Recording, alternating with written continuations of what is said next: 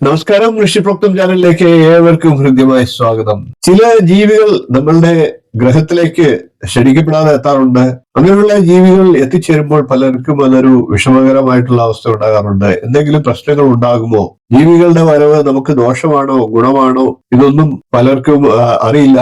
അത്തരത്തിലുള്ള ചില സംശയങ്ങൾ പല പ്രേക്ഷകരോട് ചോദിക്കാറുണ്ട്.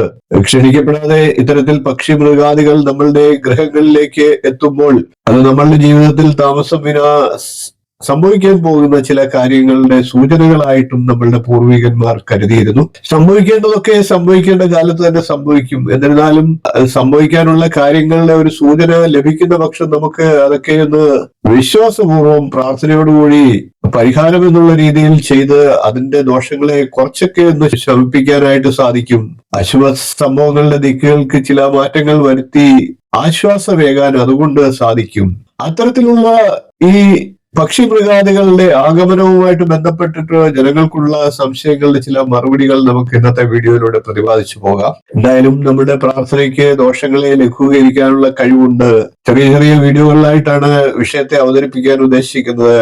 നമുക്ക് വീഡിയോയിലേക്ക് കടക്കാം. ഇപ്പോൾ നമുക്ക് പട്ടി വീട്ടിലേക്ക് ക്ഷണിക്കപ്പെടാതെ കയറി വരികയാണെങ്കിൽ അതിന്റെ ഫലങ്ങളും മറ്റും എന്താകും എന്നൊന്ന് പരിശോധിക്കാം. നായ, പ്രത്യേകിച്ച് കറുത്ത പട്ടി, കാലഭൈരവന്റെ വാഹനമായിട്ടാണ് കരുതപ്പെടുന്നത്. അതുകൊണ്ട് തന്നെ പട്ടി വീട്ടിലേക്ക് ക്ഷണിക്കപ്പെടാതെ കയറി വരുന്നത് ശിവഭഗവാന്റെ കടാക്ഷത്തെ തന്നെയാണ് സൂചിപ്പിക്കുന്നത് എന്നാണ് വിശ്വാസം. എന്നിരുന്നാലും പട്ടി കാലന് തുല്യമായിട്ടാണ് പഴമക്കാർ കരുതിയിരുന്നത്. മൃഗങ്ങൾക്ക് വാക്സിനും മറ്റും ഇല്ലാതിരുന്ന പഴയ കാലത്ത് പട്ടി കടിക്കുന്ന പക്ഷം മരണം നിശ്ചയമായിരുന്നു. ഇത്തരം പട്ടികളെ തിരിച്ചറിയാനും അക്കാലത്ത് ബുദ്ധിമുട്ടാണ്. അത് ഈ കാലത്തും അതിന് ബുദ്ധിമുട്ടാണ്. അതുകൊണ്ട് തന്നെ വീട്ടിലേക്ക് കയറി വരുന്ന നായ ദുശകനമായും കഷ്ടകാലത്തിന്റെ പ്രതീകമായും ഒക്കെ അക്കാലത്ത് കരുതിയിരുന്നു. കൂടാതെ നായയെ ദാരിദ്ര്യത്തിന്റെ പ്രതീകമായും പഴമക്കാർ വിശ്വസിച്ചിരുന്നു. ഇത്തരം നായകളെ അടിച്ചു കൊല്ലുകയോ വിഷം കൊടുത്തു കൊല്ലുകയോ ഒക്കെ ചെയ്യുക പതിവായിരുന്നു. എന്നാൽ ഇത്തരത്തിൽ കൊല്ലുവാനുള്ള അധികാരം ഒരു മനുഷ്യനും ഇല്ല. അത് അധികാരപ്പെട്ടവർക്ക് ചെയ്യാവുന്നതാണ്. വ്യക്തികൾ അങ്ങനെ ചെയ്യാതിരിക്കുക എന്ന് തന്നെ. ഈ അടുത്ത സമയത്ത് നമ്മുടെ കേരളത്തിൽ നിരവധിയായിട്ടുള്ള പേവിഷബാധ മൂലമുള്ള മരണം ഉണ്ടായി. ആരോഗ്യ രംഗത്തെ അനാസ്ഥ കൊണ്ട് തന്നെയാണ് അതൊക്കെ സംഭവിച്ചത് എന്ന് തന്നെ പറയേണ്ടിയിരിക്കുന്നു. ഏതൊരു രാജ്യത്തിന്റെയും വികസനത്തിൽ തടസ്സം നിൽക്കുന്ന ഒരു കാര്യം നായശല്യം തന്നെയാണ്. നമ്മളുടെ നാട്ടിൽ തെരുവ് നായകൾ വർദ്ധിച്ചു വരികയാണ്. അതിനൊരു ശമനം അധികാരികളുടെ ഭാഗത്തു നിന്ന് ഉണ്ടായേ മതിയാകൂ. അങ്ങനെ പേവിഷബാധ ഉണ്ട് എന്ന് കരുതുന്ന നായയെ കാണുന്ന പക്ഷം അത് അധികാരികളെ അറിയിക്കുകയും അതിനു വേണ്ട നടപടികൾ എടുക്കാൻ അവരെ പ്രേരിപ്പിക്കുകയുമാണ് സാധാരണ ജനങ്ങൾ ചെയ്യേണ്ടത്. അതേപോലെ തന്നെ മറ്റ് സാംക്രമിക രോഗങ്ങളൊന്നുമില്ല എന്ന് തന്നെ ഉറപ്പാക്കിയിട്ട് വേണം നായയോ മറ്റ് മൃഗങ്ങളെയും ഒക്കെ പരിപാലിക്കാനായിട്ട്. നായകൾക്ക് ഭക്ഷണവും വെള്ളവും ഒക്കെ നൽകി പരിപാലിക്കുന്നത് ഉചിതം തന്നെയാണ്.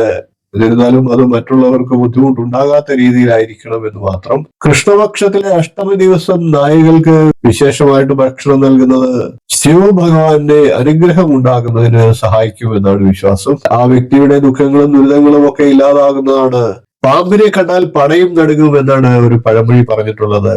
നമുക്ക് ഇന്ന് പാമ്പ് നമ്മുടെ ഗ്രഹത്തിൽ കാണപ്പെടുകയാണെങ്കിൽ അഥവാ പുരയിടത്തിലൊക്കെ കാണപ്പെടുകയാണെങ്കിൽ അത് എന്തൊക്കെ ഫലങ്ങളെ നൽകും എന്നുള്ളതൊന്നും പരിശോധിക്കാം. പാമ്പിനെ കാണുന്ന പക്ഷം അത് സംഭവിക്കാൻ പോകുന്ന പ്രധാന സംഭവത്തിന്റെ സൂചനയായിട്ട് പറയാറുണ്ട്. ക്ഷേത്ര ശ്രീകോവിലിനുള്ളിലാണ് പാമ്പിനെ കാണുന്നത് എങ്കിൽ ഉടൻ തന്നെ അത് ദേവപ്രശ്നം നടത്തി പരിഹാര കർമ്മങ്ങളെയും കാര്യങ്ങളെയും അറിയേണ്ടതാണ്. നമ്മുടെ പൂർവികർ നാഗാരാധനയ്ക്ക് പ്രാധാന്യം നൽകിയിരുന്നു. കുലത്തിലെ പ്രമുഖനായിട്ടുള്ള കാരണവന്മാർ തന്നെയായിരുന്നു ആരാധന നടത്തിയിരുന്നത്. ഇന്ന് കാലം മാറി അത് താന്ത്രിക വിധാനത്തിലേക്ക് മാറിയിരുന്നു. കാലാന്തരത്തിൽ അത്തരത്തിൽ നാഗാരാധനയ്ക്ക് പല അപജയങ്ങളും സംഭവിച്ചിട്ടുണ്ട്. പല സർപ്പക്കാവുകളും വെട്ടിത്തെളിച്ച് ക്ഷേത്രങ്ങൾ രൂപീകരിച്ച് നാഗാരാധനയ്ക്ക് മാറ്റം വരുത്തിയിരിക്കുന്നു. അതുകൊണ്ട് തന്നെ കാലാന്തരത്തിൽ അതിന് അപജയം സംഭവിച്ചിട്ടുണ്ട് എന്ന് തന്നെ പറയണം. അതിന് പല ജ്യോത്സ്യന്മാരും പല തന്ത്രികളും വേണ്ട ഒത്താശയും നൽകിയിരുന്നു. വീടിനുള്ളിൽ പാമ്പിനെ കണ്ടാൽ അത് നാഗരാജ ക്ഷേത്രത്തിലോ സുബ്രഹ്മണ്യ സ്വാമി ക്ഷേത്രത്തിലോ ശിവക്ഷേത്രത്തിലോ ഒക്കെ പോയി ശക്തിയുക്ത വഴിപാടുകളെ ചെയ്ത് ദോഷശാന്തി വരുത്തേണ്ടതാണ്. അനുഷ്ഠിക്കാൻ മറന്നുപോയ വഴിപാടുകളുടെ ഓർമ്മപ്പെടുത്തലായിട്ടും നാഗദർശനം പാമ്പിനെ ദർശിക്കുന്നത് കരുതാറുണ്ട്. ശിവഭഗവാന്റെ പ്രധാന ഹാരമായിട്ടുള്ള വാസുകി നാഗരാജാക്കന്മാരിൽ പ്രധാനിയാണ്. അതുകൊണ്ട് തന്നെ നാഗങ്ങളെ, പാമ്പുകളെ ഗ്രഹത്തിൽ കാണുന്ന പക്ഷം അത് ശിവപ്രീതിയുടെ ലക്ഷണമായിട്ടും പറയാറുണ്ട്. മഞ്ഞച്ചേരയാണ് അത്തരത്തിൽ പൊതുവായിട്ട് നമ്മളുടെ ഗ്രഹത്തിലും പുരയിടത്തിലും കാണുന്ന ഇത് പൊതുവെ നിരുപദ്രവകാരിയാണ്. ഈ മഞ്ഞച്ചേര കിഴക്ക് വടക്ക് ദിക്കുകളിലൊക്കെ കാണുന്ന പക്ഷം അത് ശിവഭഗവാന്റെ അനുഗ്രഹത്തെ സൂചിപ്പിക്കുന്നു. പൊതുവെ പാമ്പുകൾ ഗ്രഹത്തിലോ പുരയിടത്തിലോ ഒക്കെ കയറുന്നത് അനുഗ്രഹത്തെയും ഐശ്വര്യത്തെയുമാണ് സൂചിപ്പിക്കുന്നത്. എന്നിരുന്നാലും ജനങ്ങൾക്ക് അത് ഭീതി ഉളവാക്കുന്നതാണ്. വീടിന്റെ പ്രധാന വാതിലിലൂടെ പാമ്പ് അകത്തേക്ക് കയറുന്ന പക്ഷം കുടുംബാംഗങ്ങൾ തമ്മിൽ കലഹിക്കാനുള്ള സാഹചര്യം ഉണ്ടാക്കുമെന്നാണ് വിശ്വാസം. പുറകിലത്തെ വാതിൽ വഴിയാണ് പാമ്പ് അകത്തേക്ക് കയറുന്നതെങ്കിൽ വീട്ടിലെ അന്തേവാസികൾക്ക് കാര്യമായിട്ടുള്ള ആരോഗ്യ പ്രശ്നം ഉണ്ടാകുമെന്നാണ് സൂചന. അതേപോലെ തന്നെ അടുക്കളയിൽ പാമ്പിനെ കാണുന്ന പക്ഷവും വീട്ടിലെ അന്തേവാസികൾക്ക് ആരോഗ്യ പ്രശ്നം ഉണ്ടാകാനുള്ള സാഹചര്യമുണ്ട് എന്നാണ് പറയുന്നത്. പൂജാമുറിയിലാണ് പാമ്പിനെ കാണുന്നതെങ്കിൽ അത് കടുത്ത ശത്രുദോഷത്തെ സൂചിപ്പിക്കുന്നു. കിടപ്പുമുറിയിൽ പാമ്പിനെ കാണുന്ന പക്ഷം തൊഴിൽ നഷ്ടം, ധനനഷ്ടം എന്നിവയൊക്കെയാണ് ഫലം. പത്തി വിടർത്തി നിൽക്കുന്ന പാമ്പിനെയാണ് കാണുന്നതെങ്കിൽ ശത്രുദോഷത്തെ സൂചിപ്പിക്കുന്നു. അത് സ്വപ്നത്തിലാണ് കാണുന്നതെങ്കിൽ പ്രബലനായിട്ടുള്ള ഒരു ശത്രു ഉണ്ട് എന്നുള്ളതിന്റെ സൂചനയാണ്. രണ്ടു പാമ്പുകൾ ഒരുമിച്ച് ഇഴഞ്ഞു നിൽക്കുന്നത് സ്വപ്നത്തിലോ നേരിട്ടോ ഒക്കെ കാണുന്ന പക്ഷം അത് ശുഭകരമായിട്ടുള്ള ദർശനമാണ്. പാമ്പിനെ കൊല്ലുന്നതായിട്ടാണ് നാം സ്വപ്നം കാണുന്നതെങ്കിൽ അത് ശത്രുവിന്റെ മേൽ നമുക്കുള്ള വിജയത്തെ സൂചിപ്പിക്കുന്നതായിട്ടാണ് പറയുന്നത്. പാമ്പ് വെറുതെ ഒരിടത്ത് കിടക്കുന്നതായിട്ടോ അല്ലെങ്കിൽ കടിക്കുന്നതായിട്ടോ ഒക്കെ സ്വപ്നം കാണുന്ന പക്ഷം മരണം വരെ സംഭവിക്കാൻ സാധ്യതയുള്ള ഒരു അപകടത്തെ നമ്മളിൽ നിന്ന് ഒഴിവായി എന്നുള്ളതാണ് സൂചിപ്പിക്കുന്നത്. വയറ്, മാറിടം എന്നിവിടങ്ങളിൽ പാമ്പ് വീഴുന്നതായിട്ട് സ്വപ്നം കാണുന്ന പക്ഷം മംഗല്യഭാഗ്യം എത്തി എന്നുള്ള സൂചനയാണ്. പാമ്പും നാഗങ്ങളും ഒന്നല്ല. പാമ്പ് സാധാരണയായി നമ്മളുടെ തൊടിയിലും മറ്റും കാണപ്പെടുന്ന വലിയ ഉരകവർഗത്തിലുള്ള ജീവിയാണ്. എന്നാൽ നാഗങ്ങൾ ഒരു ചെറുവിരലോളമോ അല്ലെങ്കിൽ ഏകദേശം ഒരടിയോളമോ ഒക്കെ പരമാവധി നീളമുള്ള സ്വർണ്ണ നിറത്തിലോ കറുത്ത നിറത്തിലോ ഒക്കെയുള്ള ചെറിയ ഉരക ജീവിയാണ്. പാമ്പിന്റെ വംശത്തിൽ തന്നെ പെടുന്ന ജീവിയാണ്. നാഗങ്ങൾ വീടിനുള്ളിലേക്ക് കയറുക അത്യപൂർവമാണ്. ഇങ്ങനെ സംഭവിക്കുന്ന പക്ഷം അത് ശുഭകരമായിട്ടാണ് പറയുന്നത്. ഒന്നിലധികം നാഗങ്ങളോ അല്ലെങ്കിൽ 3 തവണയോളം ഒരേ നാഗമോ ഒക്കെ വീട്ടിലേക്ക് എത്തുന്ന പക്ഷം നാഗാരാധനയുടെ കുറവിനെ ഓർമ്മപ്പെടുത്തുന്നതായിട്ടാണ് അതിന്റെ സൂചന. വീട്ടിലെത്തുന്ന പാമ്പിനെ പലരും തല്ലിക്കൊല്ലാറുണ്ട്. അതേപോലെ തന്നെ ശരീരത്തിൽ ചൂടുവെള്ളം, മണ്ണെണ്ണ ഇവയൊക്കെ ഒഴിച്ച് അതിനെ ഉപദ്രവിക്കാറുണ്ട്. കേരളം നാഗങ്ങളുടെ ഭൂമിയായിട്ടാണ് പറയപ്പെടുന്നത്. അതുകൊണ്ട് തന്നെ നാം അതിനെ ഉപദ്രവിക്കാതിരിക്കുക, മറ്റു മാർഗങ്ങൾ ഉപയോഗിച്ച് അതിനെ വീടിനുള്ളിൽ നിന്ന് അവയുടെ ആവാസ കേന്ദ്രങ്ങളിലേക്ക് എത്തിക്കുക എന്നുള്ളതാണ് നാം ചെയ്യേണ്ടത്. പാമ്പ്, ഗരുഡൻ എന്നിവർ നമ്മളുടെ പ്രത്യക്ഷ ദൈവങ്ങളായിട്ടാണ്, അതായത് നമ്മളുടെ കണ്ണിൽ കാണാൻ സാധിക്കുന്ന ദൈവങ്ങളായിട്ടാണ് കരുതപ്പെടുന്നത്. അതുകൊണ്ട് തന്നെ വിശ്വാസപൂർവം അവയോട് പ്രാർത്ഥിച്ചാൽ എന്തും നമുക്ക് ലഭിക്കും എന്നുള്ളതാണ് പലരുടെയും അനുഭവ സാക്ഷ്യം. നിങ്ങൾക്ക് വിശ്വസിക്കുകയോ വിശ്വസിക്കാതിരിക്കുകയോ ചെയ്യാം. പരമാവധി സർപ്പങ്ങളെയോ പാമ്പുകളെയോ ഉപദ്രവിക്കാതിരിക്കുക. ഈ ഭൂമിയിൽ എല്ലാവർക്കും ജീവിക്കാനുള്ള അവകാശമുണ്ട്. നമുക്ക് ഉപദ്രവങ്ങൾ ഉണ്ടാകാത്ത രീതിയിൽ അതിൽ നിന്ന് സംരക്ഷണം നേടുക മാത്രമാണ് നാം ചെയ്യേണ്ടത്. ഇന്ന് നമുക്ക് പൂച്ച നമ്മുടെ വീട്ടിലേക്ക് ക്ഷണിക്കപ്പെടാതെ എത്തുകയാണെങ്കിലുള്ള ഫലത്തെ ഒന്ന് പരിശോധിക്കാം. വൃത്തിയും ശാന്തതയുമുള്ള സ്ഥലങ്ങളിൽ വസിക്കാൻ ഇഷ്ടപ്പെടുന്ന ജീവിയാണ് പൂച്ച. ശകുനശാസ്ത്രത്തിലും നിമിത്തശാസ്ത്രത്തിലും ഒക്കെ പൂച്ചയെ വളരെ പ്രതിപാദിച്ചിട്ടുണ്ട്. പൂച്ചയുമായി ബന്ധപ്പെട്ട് ഏതാനും ചില വീഡിയോകൾ ശകുനശാസ്ത്രവുമായിട്ട് ബന്ധപ്പെട്ടിട്ട് ഞാൻ ചെയ്തിട്ടുണ്ട്. വീട്ടിലേക്ക് ഇത്തരത്തിൽ പൂച്ച വന്നു കയറുന്നത് ശുഭശകുനമായിട്ടാണ് ശകുനശാസ്ത്രത്തിൽ പറയുന്നത്. പൂച്ച അതിന്റെ കുട്ടികളുമായിട്ടാണ് വന്നു ചേരുന്നത് എങ്കിൽ കൂടുതൽ ശുഭകരമായിട്ട് പറയുന്നുണ്ട്. ഗർഭിണിയായിട്ടുള്ള പൂച്ചയാണ് വീട്ടിലേക്ക് വന്നു കയറുന്നത് എങ്കിൽ ആ ഗൃഹത്തിൽ ഉടൻ തന്നെ എന്തെങ്കിലും മംഗളകർമ്മങ്ങൾ നടക്കാനുള്ള സാധ്യതയാണ് പൂർവികർ സൂചിപ്പിച്ചിരുന്നത്. വിദ്യാഭിവൃദ്ധി, വിവാഹ സാധ്യതകൾ, സാമ്പത്തിക അഭിവൃദ്ധി ഇവയൊക്കെ സാധ്യമാകുന്നതാണ്. ഇതെല്ലാം പൂച്ച ഗൃഹത്തിലേക്ക് വരുന്ന കൂടെ കൊണ്ടുവരുമെന്നാണ് പൂർവികർ വിശ്വസിച്ചിരുന്നത്. പരാശര മഹർഷിയുടെ പരാശര സ്മൃതി എന്ന ഗ്രന്ഥത്തിൽ കറുത്ത പൂച്ച വീട്ടിൽ ഉണ്ടായിരിക്കുന്നത് ശുഭകരമായിട്ട് പറയുന്നുണ്ട്. അവയെ പരിപാലിക്കുന്നത് ശുഭകരമായിട്ട് പറയുന്നുണ്ട്. പരാശര സ്മൃതിയിൽ തന്നെ നാം യാത്രയ്ക്ക് പോകുമ്പോൾ നമ്മുടെ വലതുവശത്ത് നിന്ന് ഇടതുവശത്തേക്ക് പൂച്ച കുറുകെ പോകുന്നത് ശുഭലക്ഷണമായിട്ട് പറയുന്നുണ്ട്. എന്നാൽ അഗ്നിപുരാണത്തിൽ കറുത്ത പൂച്ച കുറുകെ ചാടിയാൽ ആ യാത്ര ഒഴിവാക്കണമെന്നാണ് പറഞ്ഞിട്ടുള്ളത്.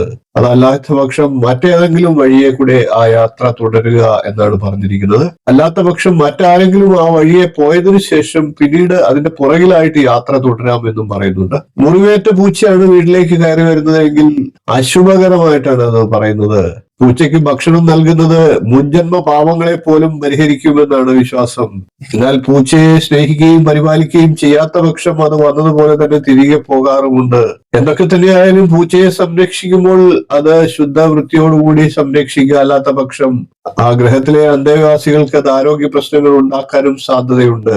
പഴയ കാലഘട്ടത്തിന്റെ അനുസരിച്ചിട്ടാണ് ശകുനശാസ്ത്രവും മറ്റും രചിക്കപ്പെട്ടിട്ടുള്ളത്. ഇന്നത്തെ കാലഘട്ടത്തിലും വളരെയേറെ അത് സ്വാധീനം ചെലുത്തും. എന്നിരുന്നാലും കാലഘട്ടത്തിനനുസരിച്ച് ചിന്തിച്ചുകൊണ്ട് ഇത്തരം കാര്യങ്ങളിൽ തീരുമാനമെടുക്കുക. ഇപ്പോൾ നമുക്ക് പഴുതാര ഗ്രഹത്തിൽ കാണപ്പെട്ടാൽ എന്തെല്ലാം ഫലങ്ങൾ ഉണ്ടാകാം എന്നുള്ളതാണ് നമുക്ക് പരിശോധിക്കേണ്ടത്. നിരവധി കാലങ്ങളുള്ള ഒരു വിഷജീവിയാണ് പഴുതാര. എത്രയൊക്കെ വീട് വൃത്തിയാക്കി സൂക്ഷിച്ചാലും വെളിയിൽ നിന്നൊക്കെ, പ്രത്യേകിച്ച് മഴക്കാലത്ത്, പഴുതാര കേരളത്തിൽ പല സ്ഥലങ്ങളിലും വരാറുണ്ട്. ചില ദേശക്കാരൊക്കെ പഴുതാരയെ ഭാഗ്യ ചിഹ്നമായിട്ട് കാണാറുണ്ട്. നമ്മുടെ ശരീരത്തിലോ ഗ്രഹത്തിലോ പഴുതാരയെ കാണുന്ന പക്ഷം ആ കുടുംബത്തിൽ വ്യക്തികൾക്ക് രാഹു ദുർബലമായി ഇരിക്കുന്ന അവസ്ഥയാണ് എന്നാണ് ജ്യോതിശാസ്ത്രം പറയുന്നത്. ഞായർ, ചൊവ്വ, വെള്ളി, ആയില്യം, വെളുത്തവാവ് ദിവസം പകൽ, കറുത്തവാവ് ദിവസം രാത്രി എന്നീ ദിവസങ്ങളിലൊക്കെ വീടിനുള്ളിൽ പഴുതാരയെ കാണുന്ന പക്ഷം അത് സർപ്പദോഷത്തിന്റെ സൂചനയായിട്ടാണ് പറയുന്നത്. അങ്ങനെ വരുമ്പോൾ ഉടൻ തന്നെ അതിനായിട്ട് പരിഹാരം ചെയ്യേണ്ടതാണ്. അതേപോലെ തന്നെ 3 ദിവസം തുടർച്ചയായി പഴുതാരയെ ദർശിക്കുന്ന പക്ഷം അത് ശത്രുദോഷത്തിന്റെ സൂചനയായിട്ടാണ് പറയുന്നത്. അങ്ങനെ വരുമ്പോൾ ക്ഷേത്രങ്ങളിൽ ശത്രുദോഷ ശാന്തിക്കുള്ള വഴിപാടുകളെ ചെയ്യുക. നമ്മൾ ധരിക്കേണ്ട ചെരുപ്പിൽ പഴുതാരയെ കാണുന്ന പക്ഷം വിലപിടിപ്പുള്ള എന്തെങ്കിലും സാധന സാമഗ്രികൾ നഷ്ടപ്പെടാനുള്ള സാഹചര്യത്തെയാണ് സൂചിപ്പിക്കുന്നത്. അതേപോലെ തന്നെ കള്ളന്മാരുടെ ശല്യം ഉണ്ടാകാനുള്ള സാധ്യതയും അത് സൂചിപ്പിക്കുന്നുണ്ട്. വിളക്ക് കൊളുത്തുന്ന നേരമോ പുണ്യഗ്രന്ഥങ്ങൾ പാരായണം ചെയ്യുന്ന നേരത്തോ ഈശ്വരന്മാരുടെയോ പുണ്യഗ്രന്ഥങ്ങളുടെയോ ഒക്കെ സമീപത്തുകൂടിയോ ഒക്കെ പഴുതാര ഇഴഞ്ഞു പോകുന്നതായിട്ടാണ് കാണുന്നതെങ്കിൽ ആ ഗ്രഹത്തിലെ ഉപാസനാ കാര്യങ്ങൾ ദുർബലമായി എന്ന് കരുതേണ്ടിയിരിക്കുന്നു. പഴുതാര അനങ്ങാതെ കിടക്കുകയോ വീടിന്റെ പ്രധാന വാതിലിന്റെ കട്ടിളപ്പടിയിലായിട്ട് കിടക്കുകയോ അവിടെയൊക്കെ ചത്ത് കിടക്കുന്നതായിട്ടോ ഒക്കെ കാണുന്ന പക്ഷം അത് ശാപദോഷം ഉണ്ടായിട്ടുണ്ട് എന്നുള്ളതിന്റെ സൂചനയായിട്ട് പറയുന്നുണ്ട്. മുൻജന്മത്തിലെയോ ഈ ജന്മത്തിലെയോ ശാപങ്ങൾ പരിഹരിക്കപ്പെടേണ്ടതായിട്ടാണ് അതിന്റെ സൂചന. കിടക്കയിലാണ് പഴുതാരയെ കാണുന്നതെങ്കിൽ ഭാര്യാഭർത്താക്കന്മാർ തമ്മിൽ കലഹത്തിന് സാധ്യതയായിട്ട് പറയണം. വാഹനത്തിലാണ് പഴുതാരയെ കാണുന്നതെങ്കിൽ അത് അപകട സാധ്യതയും സൂചിപ്പിക്കുന്നു. വാഹനം സൂക്ഷിച്ച് കൈകാര്യം ചെയ്യേണ്ട സാഹചര്യമുണ്ട്. ക്ഷേത്രത്തിൽ നിന്ന് ലഭിക്കുന്ന പുഷ്പത്തിലോ പ്രസാദങ്ങളിലോ ഒക്കെ പഴുതാരയെ കാണുന്ന പക്ഷം അത് ദേവതാ കോപത്തെ സൂചിപ്പിക്കുന്നു. പൊതുവസ്ത്രത്തിലാണ് പഴുതാരയെ കാണുന്നതെങ്കിൽ അത് അഗ്നി കോപത്തെ സൂചിപ്പിക്കുന്നു. വീടിനുള്ളിൽ, പ്രത്യേകിച്ച് അടുക്കളയിൽ പഴുതാര ഇഴഞ്ഞിഴഞ്ഞ് പോകുന്നതായിട്ട് പലപ്പോഴും കാണുന്ന പക്ഷം അത് വാസ്തുശാസ്ത്ര സംബന്ധമായിട്ടുള്ള ദോഷത്തെയാണ് സൂചിപ്പിക്കുന്നത്. വിഷജീവിയാണെങ്കിലും പഴുതാരയെ വീട്ടിൽ കണ്ടാൽ കൊല്ലരുത്, അതിനകത്ത് വെച്ച് കൊല്ലരുത് എന്നാണ് പഴമക്കാർ വിശ്വസിച്ചിരുന്നത്. അതിനെ പുറത്തേക്ക് കൊണ്ട് കളയാവുന്നതാണ്. ഇന്നത്തെ കാലത്ത് ആധുനികമായിട്ടുള്ള കാലഘട്ടത്തിൽ ഇതൊക്കെ എത്രമാത്രം നമുക്ക് പ്രാവർത്തികമാക്കാൻ പറ്റുമെന്നുള്ളത് സംശയാസ്പദമാണ്. എന്നിരുന്നാലും ഇതിലൊക്കെ എന്തെങ്കിലുമൊക്കെ ശാസ്ത്രീയത നമ്മളുടെ പൂർവികർ ദർശിച്ചിരുന്നിരിക്കാം. അവർ പറഞ്ഞിട്ടുള്ള കാര്യങ്ങളൊക്കെ ഇപ്പോൾ പലതും ശരിയാണ് എന്ന് തെളിഞ്ഞുകൊണ്ടിരിക്കുകയാണ്. അതുകൊണ്ട് തന്നെ ഒന്നിനെയും തള്ളിക്കളയാതിരിക്കുക, എന്നാൽ അമിതമായി ഒന്നും സ്വീകരിക്കാതെയും ഇരിക്കുക. ഇപ്പോൾ നമുക്ക് മറ്റ് ചില ജീവികൾ വീട്ടിലേക്ക് കയറിയാലുള്ള ഫലങ്ങളെ ഒന്ന് പരിശോധിക്കാം. കടന്നൽ വീടിനുള്ളിൽ കൂടുണ്ടാക്കുന്ന പക്ഷം അത് ശത്രുദോഷത്തെ സൂചിപ്പിക്കുന്നതായിട്ടാണ് നമ്മുടെ പൂർവികർ വിശ്വസിച്ചിരുന്നത്. എന്നാൽ അത് ശത്രുദോഷത്തെ ഇല്ലാതാക്കുമെന്നാണ് വിശ്വസിച്ചിരുന്നത്. നമ്മുടെ തൊടിയിലും മറ്റും സർവ്വസാധാരണമായി കാണുന്ന ഒരു ജീവിയാണ് കീരി. അത് വീടിനുള്ളിൽ പലപ്പോഴും കയറാറുണ്ട്. വീടിനുള്ളിൽ കീരി കയറുന്ന പക്ഷം അത് ശത്രുദോഷത്തെ ഇല്ലാതാക്കും എന്നുള്ളതാണ്. കീരിയെ പോലെ തന്നെ സമാന ഉരകവർഗത്തിൽ പെടുന്ന ജീവിയാണ് ഉടുമ്പ്. ഉടുമ്പിന് ചില പ്രത്യേകതകളുണ്ട്. പഴയ കാലത്ത് അത് യുദ്ധത്തിലൊക്കെ ഉടുമ്പിനെ ഉപയോഗിച്ചിരുന്നു. കീരിയെ സർവ്വസാധാരണമായി കാണുന്നുണ്ടെങ്കിൽ പോലും ഉടുമ്പ് വളരെ അപൂർവമായിട്ടെങ്കിലും ഇപ്പോഴും കാണാറുണ്ട്. കീരിയേക്കാൾ വളരെ വലിയ ജീവിയാണ് ഉടുമ്പ്. കീരിയെ പോലെ തന്നെ ഉടുമ്പിനെയും നമ്മളുടെ ഗൃഹത്തിന്റെ പരിസരത്തൊക്കെ കാണുന്നത് ശത്രുക്കളുടെ മേൽ നമുക്കുള്ള വിജയത്തിന്റെ സൂചനയാണ്. പലപ്പോഴും രാത്രികാലങ്ങളിൽ വവ്വാല് നമ്മുടെ വീടിനുള്ളിലേക്ക് കയറാറുണ്ട്. ചിലപ്പോൾ അപൂർവമായിട്ടൊക്കെ പകൽ സമയങ്ങളിലും അത് എത്തിപ്പെടാറുണ്ട്. വീടിനുള്ളിൽ വവ്വാൽ കയറുന്നതും കൂടുകൂട്ടുന്നതും ഒക്കെ ദുശകുനമായിട്ടാണ് നമ്മുടെ പൂർവികർ കണ്ടിരുന്നത്. നിപ്പ പോലെയുള്ള വൈറസുകളെ പരത്തുന്നത് വവ്വാലാണ് എന്ന് ഇപ്പോഴും ഒരു സംശയമുണ്ട്. അതുകൊണ്ട് തന്നെ ഇതിന്റെയൊക്കെ ശാസ്ത്രീയ വശങ്ങൾ തന്നെയായിരിക്കാം നമ്മുടെ പൂർവികർ അത് ദുശകനുമായിട്ട് കണ്ടിരുന്നത്. അതേപോലെ തന്നെ പ്രാവ് സർവ്വസാധാരണമായി വീട്ടിലെത്താറുണ്ട്. എല്ലാവർക്കും പ്രാവിനെ ഇഷ്ടമാണ്. എന്നാൽ വീട്ടിൽ പ്രാവ് ആകസ്മികമായി വന്നു കയറി വീടിനുള്ളിൽ കൂടുകൂട്ടുന്നത് ദാരിദ്ര്യത്തെ നൽകുമെന്നാണ് വിശ്വാസം. മഹാവിഷ്ണുവിന്റെ അവതാരമായിട്ടുള്ള വാഹനം കൂർമ്മ അവതാരത്തിൽപ്പെട്ടതാണ്.